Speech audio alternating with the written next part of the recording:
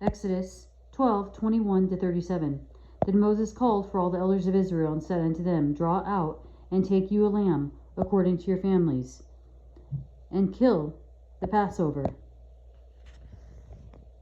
And you shall take a bunch of hyssop and dip it in the blood that is in the basin, and strike the lintel and the two side posts with the blood that is in the basin. And none of you shall go out at the door of his house until the morning. The Lord will pass through to smite the Egyptians. And when he seeth the blood upon the lintel and on the two side posts, the Lord will pass over the door, and will not suffer the destroyer to come in unto your houses to smite you. And you shall observe this thing for an ordinance to thee and to thy sons forever. And it shall come to pass, when you be come to the land which the Lord will give you, according as he hath promised, that you shall keep this service. And it shall come to pass, when your children shall say unto you, What mean ye by this service? Then you shall say, It is the sacrifice of the Lord's Passover, who passed over the houses of the children of Israel in Egypt, when he smote the Egyptians and delivered our houses, and the people bowed the head and worshipped. And the children of Israel went away, and did as the Lord had commanded Moses and Aaron, so did they. And it came to pass that at midnight the Lord smote all the firstborn of the land of Egypt, from the firstborn of Pharaoh that sat on his throne unto the firstborn of the captive that was in the dungeon, and all the firstborn of cattle. And Pharaoh rose up in the night, he and all the servants and all the Egyptians, and there was a great cry in Egypt, for there was not a house where there was not one dead.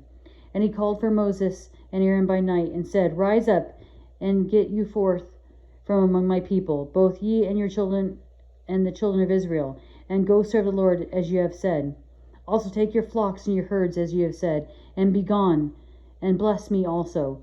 And the Egyptians were urgent upon the people, that they might send them out of the land in haste, for they said, We be all dead men. And the people took their dough before it was leavened, their kneading troughs being bound up in their clothes upon their shoulders. And the children of Israel did according to the word of Moses, and they borrowed of the Egyptians jewels of silver and jewels of gold and raiment. And the Lord gave the people favor in the sight of the Egyptians, so that they lent unto them such things as they required. And they spoiled the Egyptians. And the children of Israel journeyed from Ramses to Succoth, about 600,000 on foot, that were men, beside children.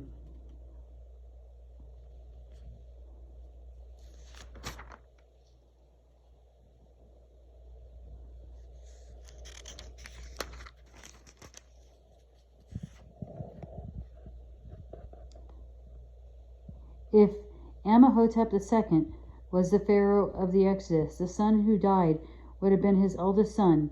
While no Egyptian records refer to this incident, the dream stela, a stone monument recording Pharaoh's dream of his successor, Thutmose IV, clearly states that he was not his father's eldest son. Thus, the chronological sequence of these earlier kings fits best with the biblical account. The phrase, they borrowed of the Egyptian jewels, so that they lent unto them, does not imply any deception on the part of the Israelites. Both borrowed and lent came from the same Hebrew word, with the first commonly translated asked, and the second being rendered, handed over,